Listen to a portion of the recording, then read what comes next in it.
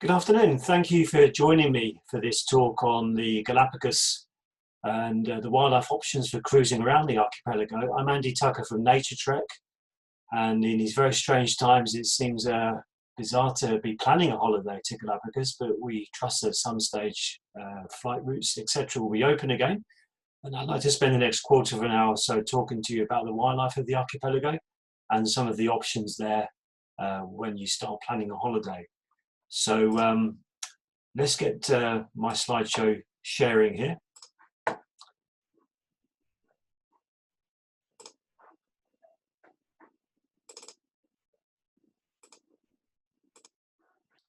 So, famous part of the world, the Charles Darwin story, evolution and origin of the species. Let's just get our bearings quickly. Here's the Republic of Ecuador over on the western seaboard of the South American continent, with the equator here running east-west through the country.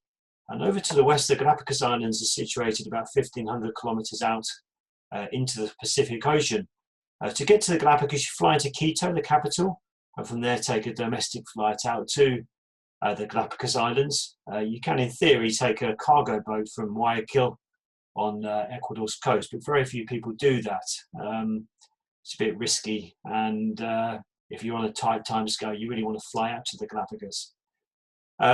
Here we are with an outline of the islands themselves, with the newest islands geologically over here on the western side of the archipelago, with Fernandina and Isabella sitting on active volcanic plumes, and down here in the southeast, the older, more geologically worn islands of Española, San Cristobal and Floriana.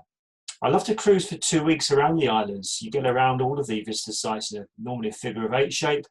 If you go for a week or less, you will be restricted and have less time. And I always feel it's a shame to book for 1 week and get so involved and fall in love with the islands. You kind of drag yourself away after a week and think, why didn't I book for that second week to see the other half of the archipelago?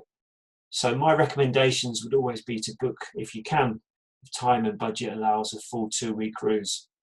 See smaller diving icons here. It's a fantastic diving destination, but you have to be an experienced diver to cope with the drop-offs and the currents. So you fly into Galapagos Islands on a modern Boeing 737 or similar these days. See a few boats that's anchored down there in the Baltic Channel, but very little at this stage is showing you anything other than a barren volcanic set of islands in the middle of the Pacific. But when you land, you will be transferred quickly to an ideal boat. My favourite boats tend to be 16 in capacity, 8 double cabins.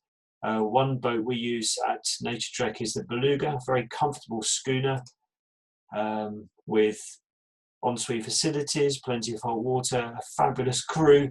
And for me, really what can make or break a holiday like this, the guide. And on these boats, we can very much vouch for the quality of the guide on board. Bilingual, good company, conversationalist around the dinner table, and knows their wildlife inside out. Another boat we use frequently, a sister ship of the Beluga, is the Cachalote Explorer. Again, great deck space, lovely crew, good food, nicely stocked bar, and a great guide on board. So all we need for 7 or 14 unforgettable nights in the Galapagos Islands. The cabins on Cachalote Explorer are slightly more cramped, often they're bunk-bedded arrangements here. Not too much room, in fact, no room to swing a cat, if I'm honest. But having said that, on a cruise like this, you are spending relatively little time below decks. You're really just down there to wash and brush up and have a good night's sleep. The rest of the time you are up on deck and, of course, enjoying excursions on the islands. So as we head out from Santa Cruz, we're up on deck usually with a keen Naturetrek group scanning for seabirds and cetaceans, Galapagos petrels.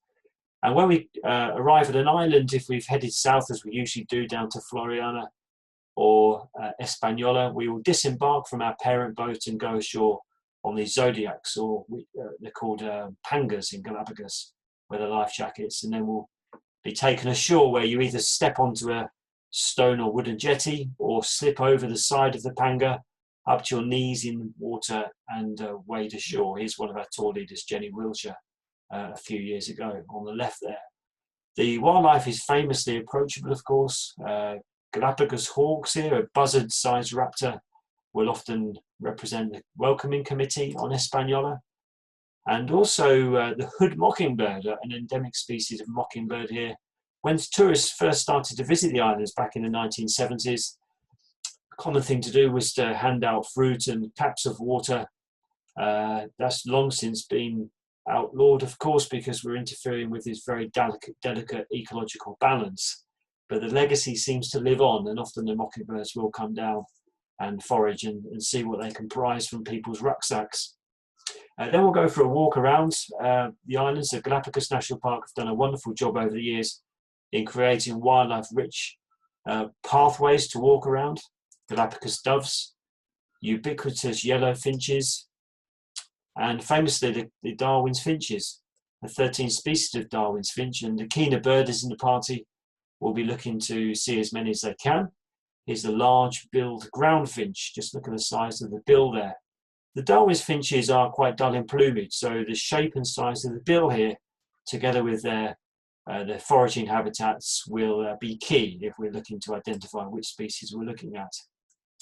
On Hispaniola, we have the largest and most colourful marine iguanas in the Galapagos Islands. Here's a large, colourful male. And it's a mind-blowing experience walking in and around seabird colonies. Here's a Nazca booby looking on as we try to pick out storm petrels out to sea. And it's a wonderfully photogenic experience. I remember the days when people used to take 60, 65 camera rolls in carrier bags to Galapagos. These days, of course, we've been through the digital photographic revolution. It's quite common these days for people to take well over 10,000 images on a holiday like this, and then it must take the rest of the year to sort them out. But wonderful photographic opportunities in what is often ideal conditions with wonderful light as well. One of the highlights on Hispaniola, in fact of the whole Galapagos, is the colony of waved albatrosses on Hispaniola. The only breed on 2 islands globally, and the principal population is here on Hispaniola.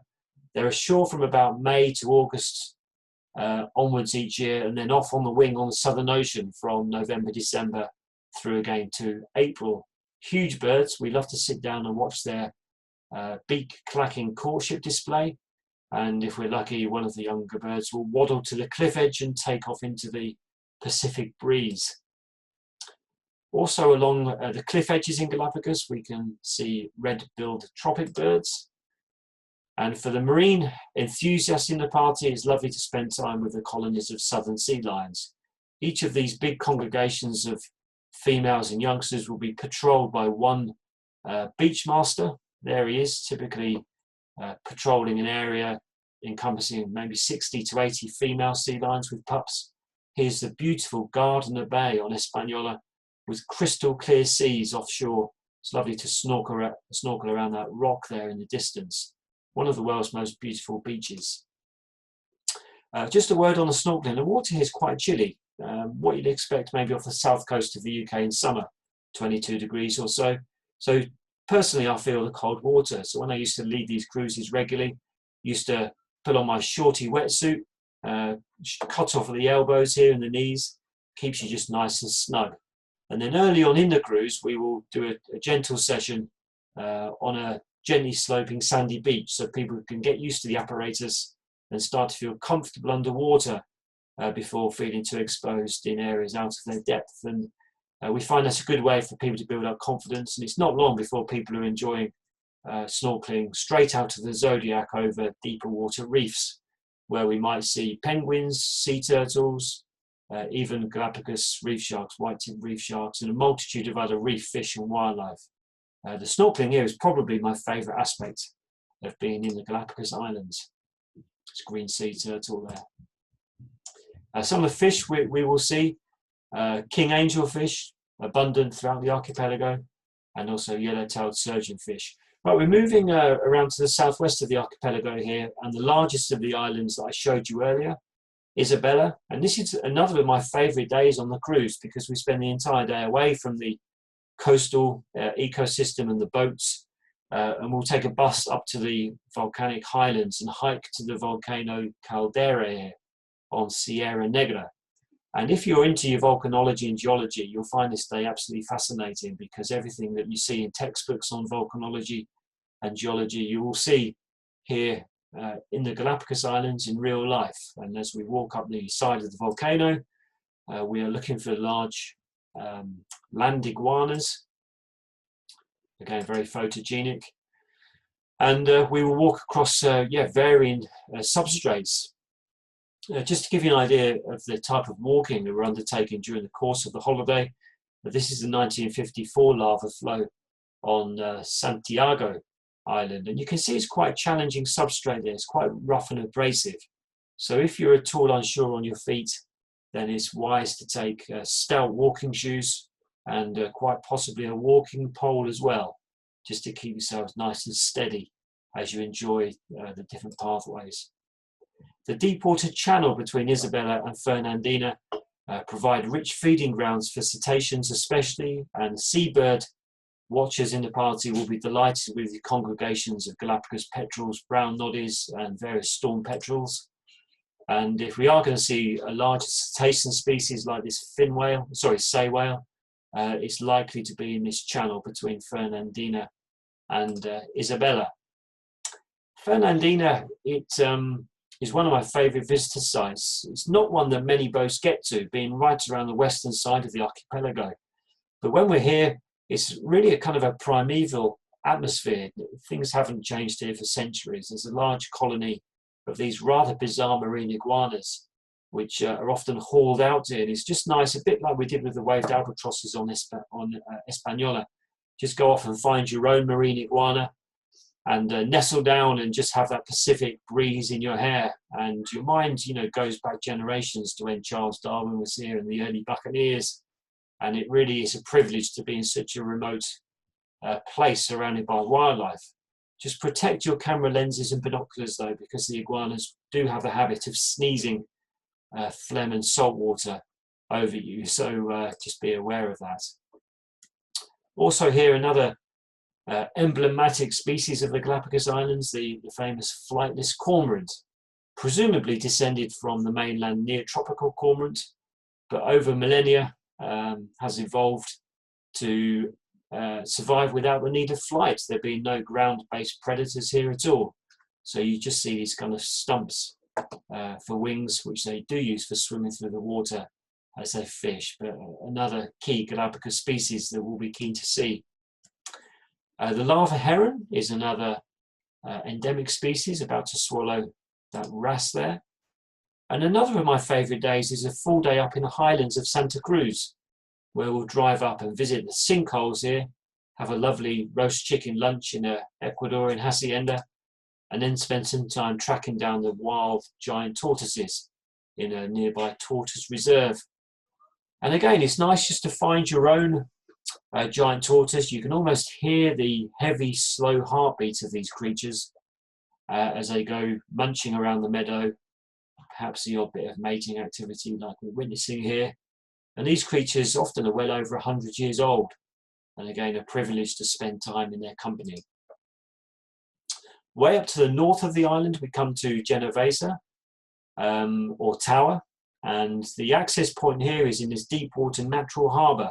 These are Prince Philip steps, so it's a dry landing, step straight from the Zodiac onto these rocks here, and then walk up the staircase, which is actually easier in practice than you might get the impression of here in the photo. But the effort is well worth it. Once we're on top of the cliffs, there's a breeding colony of swallow-tailed gulls, one of the world's most beautiful gulls, and also a colony of red-footed boobies, which breed here in the trees. The only species of 3 in Galapagos which breed on trees rather than on the ground. Also on Genovesa, we have short-eared owls, which prey on storm petrels. There's a rather unfortunate storm petrel there just caught in the talons of the owl. The owls will station themselves outside a burrow and wait for the storm petrels to emerge before plucking them out of the air.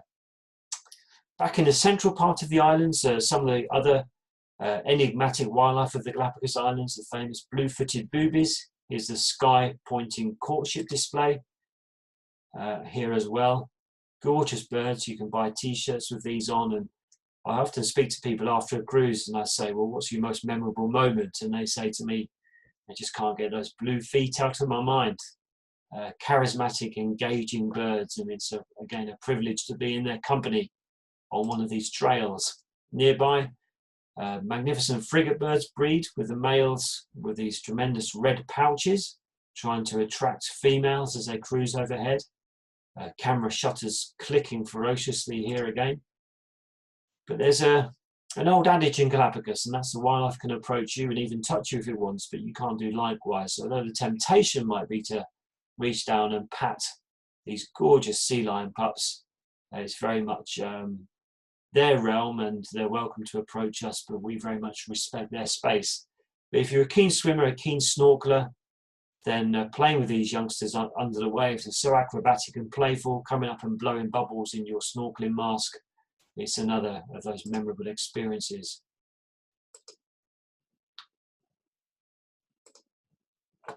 Just around to Pinnacle Rock on Bartolome, the Galapagos penguins, probably the only place in the world you can swim with penguins without the need for a dry suit, the tropical climates here.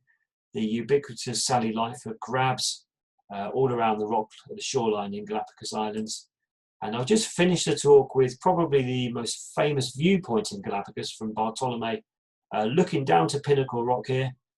This is where we snorkel with penguins. You can take a walk over the isthmus of land here to the beach on the other side, where often rays and black-tipped reef sharks are cruising. And the 1954 lava flow in Santiago, where I showed you the group was walking earlier, was in this area here. So that just gives you a lovely landscape view of some of the typical Galapagos landscapes. It's a magical part of the world. Currently, we're not operating. The Foreign and Commonwealth Office deem Ecuador to be unsafe currently. We hope that advice will lift later this year and moving into 2021.